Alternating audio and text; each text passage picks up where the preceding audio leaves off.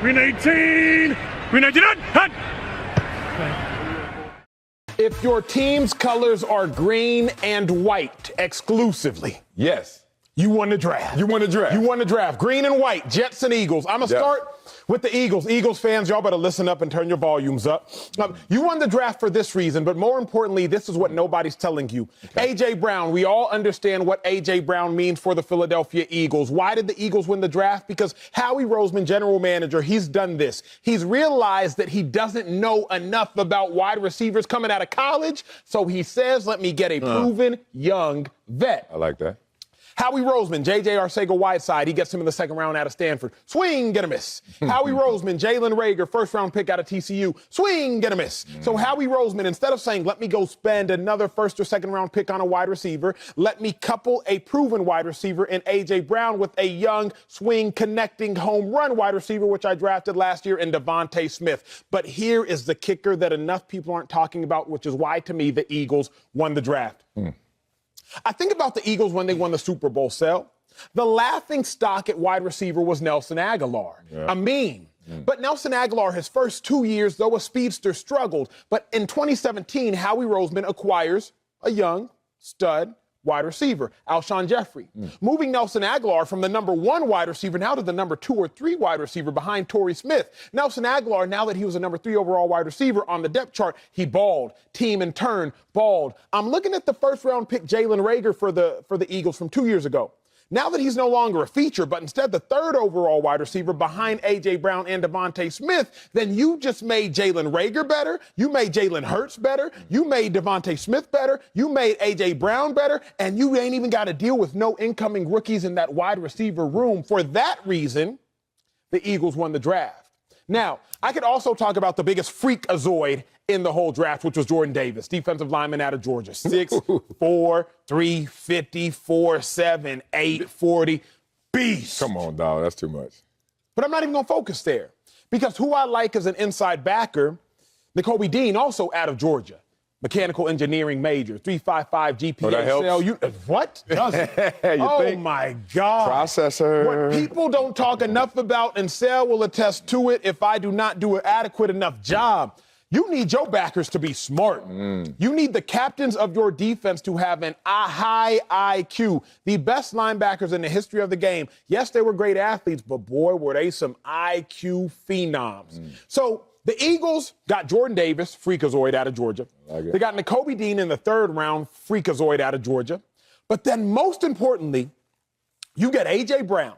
And you get A.J. Brown, who's 24 years of age, 2,000-yard seasons through his first 3 seasons. Couple him with Jalen Hurts. Couple him with Devontae Smith. Couple him with Miles Sanders. Couple him with Dallas Goedert. Couple him with Jalen Reagor. Then I look at the Eagles' skill positions, and I say Miles Sanders, 2nd-round pick. Dallas Goedert, 2nd-round pick. Devontae Smith, 1st-round pick, Heisman winner. A.J. Brown, former 1st-round pick. Jalen Reagor, former 1st-round pick. Jalen Hurts, 2nd-round pick. You have all the talent you need. The Eagles won the draft because they put a comfortable mattress for Jalen Hurts to lay on, and now he better sleep peacefully. Not going to argue with that, but I got a team that I think they had an even greater draft than the Eagles. I'm going with the Detroit Lions. Let me start with the Detroit Lions because the prospects that they got is going to be prospects for impact. And in this division, I don't think it's wide open. We know that Green Bay is probably going to win this division.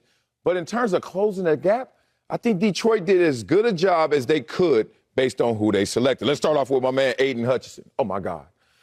To play the position that I played defensive end for a decade in the NFL, and to watch Aiden Hutchison already be better than I was all of those 10 years, including the peak years, as he's entering the NFL, to me, is next level. Let me talk about his arm talent, his being a technician in terms of mastering the position and knowing his craft already. Everyone says, well, there's a little slight in terms of some of his tangibles.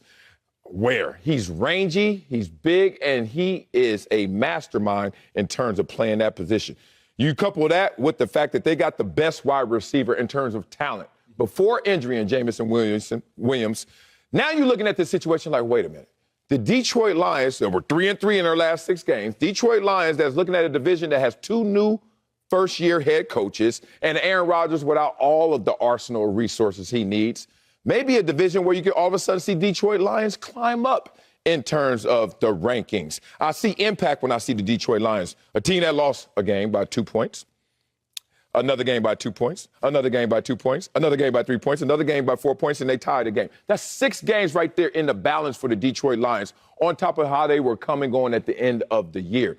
You put those prospects and the impact they potentially can have in this division with some continuity at the head coaching job, along with Jared Goff, you got something going. I love it. I love it. I love it. I love it. Can we go to the Big Apple?